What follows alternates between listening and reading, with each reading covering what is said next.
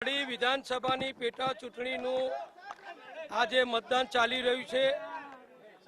હું બ્રાહ્મણની વાડીમાં મતદાન કરવા આવ્યો હતો મારા પરિવાર સાથે અને મતદાન કરી દીધું છે। સમગ્ર કડી તાલુકામાં શહેરમાં શાંતિપૂર્વક મતદાન ચાલી રહ્યું છે અને બધા જ મતદારો પોતાના મતાધિકારનો ઉપયોગ કરે એવી પણ મારી બધાને વિનંતી છે અને ગુજરાતના વિકાસ અને પ્રગતિ માટે બધા મતદાન કરી રહ્યા છે। ત્યારે સ્વાભાવિક આજે મતદાન થયા પછી બધા જ સાથી કાર્યકરો સાથે અમે સાંજે મીટિંગ કરીશું અને વરસાદના કારણે થોડી ઝડપ અત્યારે મતદાનની ધીમી છે।